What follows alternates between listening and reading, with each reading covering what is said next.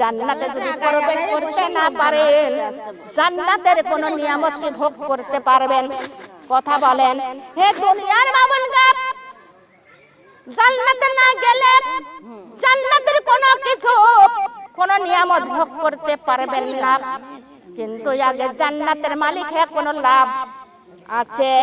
Suppose আপনি এই বাড়িটা কিনলেন 10 লক্ষ টাকা দিয়া, কিন্তু ওই বাড়ির মালিক হইলেন, কিন্তু ওই গেটের চাবি আপনার হাতে নাই।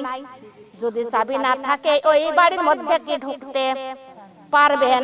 আর ওই বাড়ির মধ্যে, ঘরের মধ্যে না ঢুকলে আপনি সেই ঘরের কোনো কিছুই ভোগ করতে পারবেন কি? জোরে বলেন। তাই আমাদের নামাজ হলো জান্নাতের চাবি, বেহেশতের চাবি। নামাজ ব্যতীত কেউ জান্নাতে যেতে পারবে না। লা ইলাহা, কালিমা লা ইলাহা আল্লাহ, লা ইলাহা আল্লাহ। নামাজ হলো জান্নাতের চাবি, হাদিসেতে নবী কয় নামাজ হচ্ছে বেহেশতের চাবি, হাদিসেতে আমার নবী কয় নামাজ ছাড়া জান্নাতে যাওয়া কারোর পক্ষে সম্ভব নয়। জান্নাতে যাওয়া কারোর ভাবে না। লা ইলাহা ইল্লাল্লাহ, লা ইলাহা লা কালিমা লা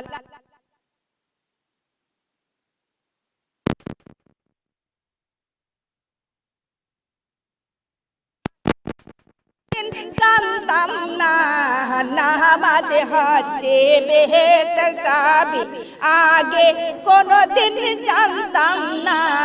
জানলেও আমার জীবন থাকিতে 5 ওয়াক্ত নামাজ আমরা ছাড়তাম না। জানলেও আমার জীবন থাকিতে 5 ওয়াক্ত নামাজ ছাড়তাম না। লা ইলাহা কালিমা লা ইলাহা, লা ইলাহা লা। ঘড়ির কাঁটা চলতে থাকে, সময় থেমে থাকে না। ঘড়ির কাঁটা চলতে থাকে, সময় থেমে থাকে না। জীবন সময় ফুরিয়ে যাবে, দিন তারিখ তোমার জানা নাই। জীবনের সময় ফুরিয়ে যাবে, দিন তারিখ তো জানা নাই। লা ইলাহা ইল্লাল্লাহ, লা ইলাহা লা কালিমা লা ইলাহা লা। আমার ছোট তোমার বড় কতজন মারা গিয়াছে, আমার ছোট তোমার বড় কতজন মারা গিয়াছে। নামাজ পড়ার জন্যই হয়তো আল্লাহ আমাদের বাঁচাইছে, আল্লাহর ইবাদত করার জন্য হয়তো আল্লাহ আমাদের বাঁচাইছে। লা ইলাহা লা ইলাহা লা কালিমা লা ইলাহা। যতই করো জমিদারি, জমিদারি থাকবে না। যতই করো বাহাদুরি, বাহাদুরি থাকবে না। গরিবি থাকো আর ধনী থাকো, আজরাইল কাউকে ছাড়বে না। ধনী থাকো আর বাদশা থাকো, আজরাইল কাউকে ছাড়বে না। লা ইলাহা কালিমা লা ইলাহা লা ইলাহা কালিমা লা ইলাহা ইল্লাল্লাহ মুহাম্মাদুর রাসূলুল্লাহ সাল্লাল্লাহু আলাইহি ওয়াসাল্লাম। আলহামদুলিল্লাহ। আমাদের বড় ছোট কতজন মারা গেছে কিনা? জোরে বলেন, গেছে কিনা? আমাদের আল্লাহ হায়াত দেশে হয়তো আল্লাহর ইবাদত করার জন্য। কথা বলেন ঠিক কি বেঠে? এ দুনিয়ার বাবুন রহমতের মালিক এবং হায়াতেরও মালিক। কতজন 10-20 বছরের মধ্যেই ওই কবরে চলে যাচ্ছে, কবরের বাসিন্দার হয়ে যাচ্ছে। আমাদের আল্লাহ কতদিন হায়াত দেছে, আল্লাহ যত হায়াত দেবে ততই আমরা আল্লাহর ইবাদত করব। জোরে বলে সুবহানাল্লাহ। এমন এমন মহিলাগণ আছে বলে মৃত্যুবরণ করলে কবরে গেলেই বাঁচতাম। কথা বলেন, এমন মহিলা আছে কিনা? কথা বলেন, যত দুনিয়ার পার থাকবো ততই গুনাহ হবে, এমন কথা বলে কি বলে না? হ্যাঁ, দুনিয়ার মা বলে আল্লাহর কাছে সব সময় হায়াত চাইতে হবে, নেক হায়াত। কি হায়াত চাবো? নেক হায়াত। আল্লাহ যতই আমাদের হায়াত দিবে ততই আমরা নেক আমল করব। জোরে বলি সুবহানাল্লাহ। কথা বলেন ঠিক না বেঠিক?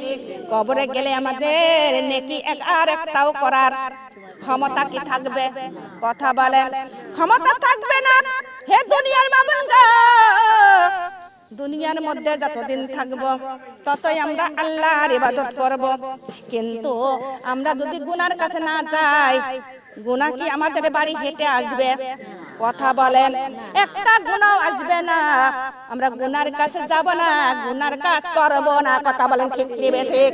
হে দুনিয়ার মামুনগা, আমরা গুনাহ করব না, আমরা নেক আমল করব। আল্লাহ তাআলা আমাদের জন্য নেক আমল করা, আল্লাহর ইবাদত করার তৌফিক দান করে। সবাই বলে আমিন। এই দুনিয়ার মামুনকে একটি সাহাবী ছিল, তার নাম ছিল আব্দুল্লাহ আনসারী। আল্লাহর নবী মসজিদে গেলেন, মসজিদে যাইয়া তিনি নামাজের শেষে ঘোষণা দিলেন, আস-সালাতু মিফতাহুল জান্নাত, নামাজ হলো জান্নাতের চাবি, বেহেশতের চাবি। কিন্তু হে আমার সাহাবীরা, তোমরা কেউ নামাজ ছাড়িও না, নামাজ ব্যতীত কেউ জান্নাতে যেতে পারবে না, বেহেশতে যেতে পারবে না। এই ঘোষণা শুনে সমস্ত সাহাবীরা আনন্দিত হয়ে গেল। একটি সাহাবীর নাম ছিল আব্দুল্লাহ আনসারী। আব্দুল্লাহ আনসারী বাড়িতে চলে গেল। বাড়িতে যা বিবিকে বললেন, বিবি রে, আল্লাহর নবী ঘোষণা দিয়েছেন, আস-সালাতু মিফতাহুল জান্নাত, নামাজ হলো জান্নাতের চাবি, বেহেশতের চাবি। আমরা জীবন গেলে কেউ নামাজ ছাড়ব না।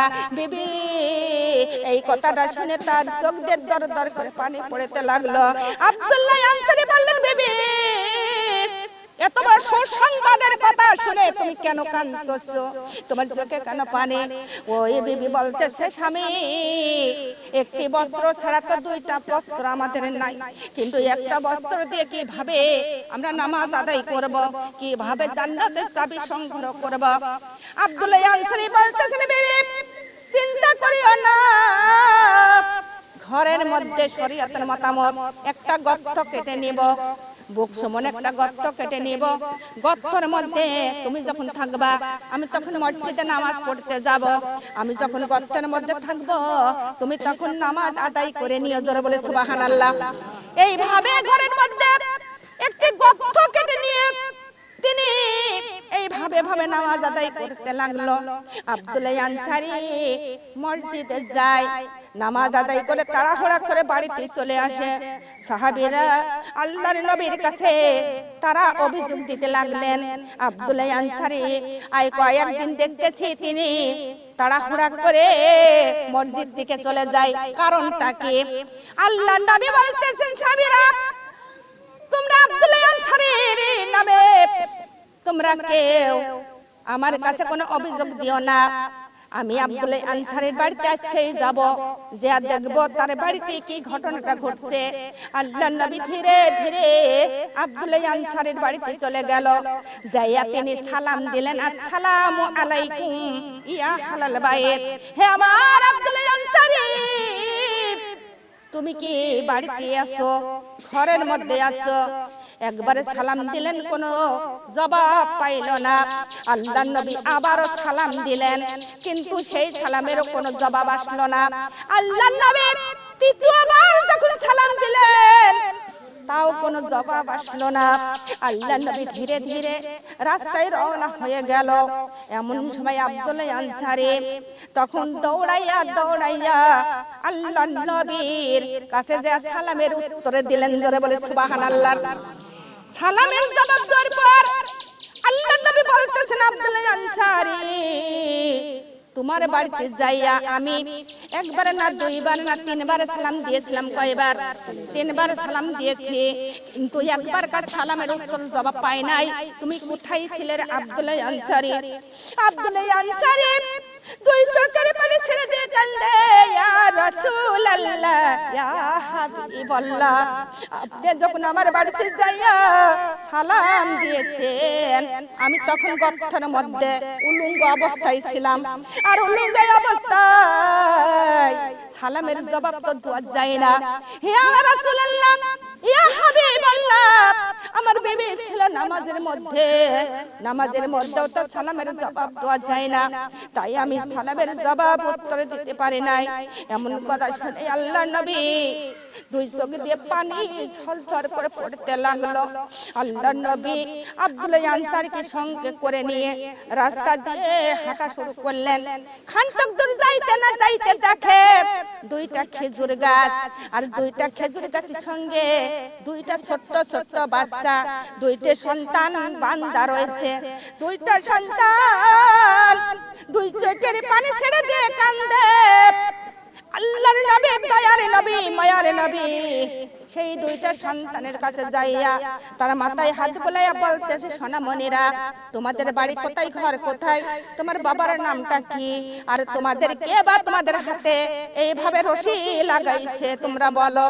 দুইটা সন্তান কান্দে বলে, ইয়া রাসূলুল্লাহ, ইয়া হাবিবাল্লাহ,